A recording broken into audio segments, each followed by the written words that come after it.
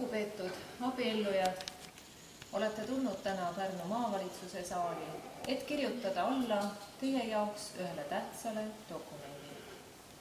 Olete siin, et sõlmida abielu.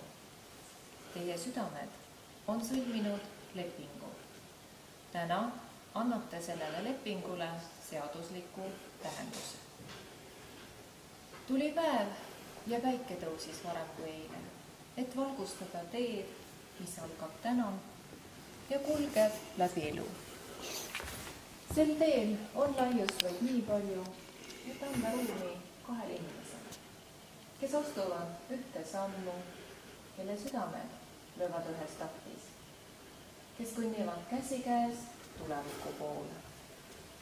Kuidas teie tulevikusoovid aga täituvad, see sõltub juba teie kahe oskusest oma elu järge seada, oskusest teineteisega arvestada. Vastavalt varem esitatud sooviavaldusele on koostatud abieluakt. Ja ma paluksin abieluakti ettelugemise ajaks kõikidel püsti tõusta.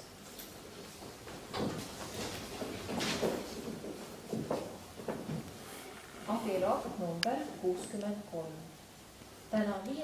juunil 2010. aastal abielluvad Tarmo Feldman, sündinud 1968. aastal detsembrikuu 26. päeval. Sünnikoht Pärnu linn, Eesti kodanik. Ja Lang Meas, sündinud 1976. aastal veebruarikuu 20. päeval. Sünnikoht Kambodža, Kambodža kodanik.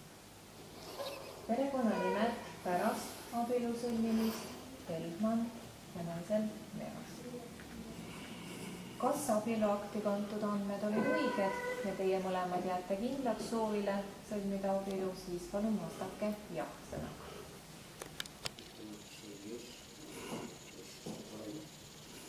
Jah.